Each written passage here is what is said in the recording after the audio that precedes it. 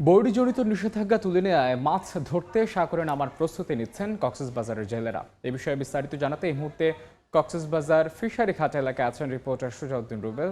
যাচ্ছে তার কাছে। রুবেল, কক্সবাজার মৎস্য অবতরণ কেন্দ্র এখন সামুদ্রিক যে মাছ রয়েছে সেই মাছে পন্টুনগুলো সয়লাভ রয়েছে। আমরা যে বিশেষ করে দেখা যাচ্ছে পিছনে ড্রামগুলো সবগুলোতে মাছ ভর্তি, তবে ইলিশ নয়। বিশেষ করে এখানে যে মাছগুলো নিয়ে আসছে সেগুলোর মধ্যে রয়েছে চিংড়ি, লইট্টা থেকে শুরু করে ফাইসা এবং অন্যান্য যে সামুদ্রিক প্রজাতির যে মাছগুলো রয়েছে সেই মাছগুলো কিন্তু সয়লাভ রয়েছে। আমরা ঠিক দেখতে পাচ্ছি কক্সবাজার মৎস্য অবতরণ কেন্দ্রে যে পল্টুন রয়েছে সেই পল্টুনে কিন্তু যে লইট্টা মাছগুলো রয়েছে সে কাঁচা লইট্টা মাছ যেগুলো সমুদ্র থেকে ধরে আনা হয়েছে সেগুলো এখন প্রক্রিয়াজাত করার জন্য, ড্রাম ভর্তি করার জন্য আসলে পরিষ্কার পরিচ্ছন্নতার যে কাজ রয়েছে সেটি করছে।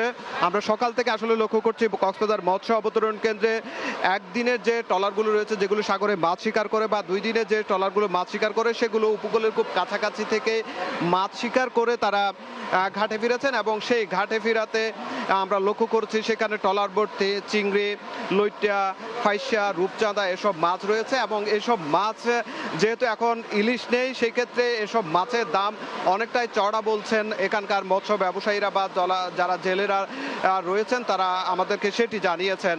এখানে ড্রাম, প্রতি ড্রাম 20,000, আবার অনেক ড্রাম 60,000, অথবা অনেক ড্রাম আবার 6,000, এভাবে করে 6 থেকে 20,000 টাকার বেশি যে মাছ ধরার ট্রলারগুলো সেগুলো থেকে মাছগুলো ড্রাম ভর্তি বিক্রি হচ্ছে, আমরা সেটি লক্ষ্য করছি। তবে মৎস্য ব্যবসায়ী বা ট্রলার মালিক যারা রয়েছেন তারা যেটি জানিয়েছেন, সমুদ্রে যে বারবার 3 নম্বর সতর্ক সংকেত থাকার কারণে বড় ট্রলারগুলো যেগুলো ইলিশ ধরার ট্রলার রয়েছে সেগুলো সাগরে যেতে পারছে না, তার কারণে ইলিশের একটি আকাল চলছে। তবে সেটি খুব শীঘ্রই সেটি কেটে যাবেন বলে ট্রলার মালিক বা জেলেরা জানিয়েছেন। তো এই ছিল আমার কাছে কক্সবাজার মৎস্য অবতরণ কেন্দ্র থেকে সবচেয়ে। কক্সবাজার ফিশারি ঘাট থেকে সবশেষ খবরাখবর জানাচ্ছিলেন সহকর্মী সুজাউদ্দিন রুবেল।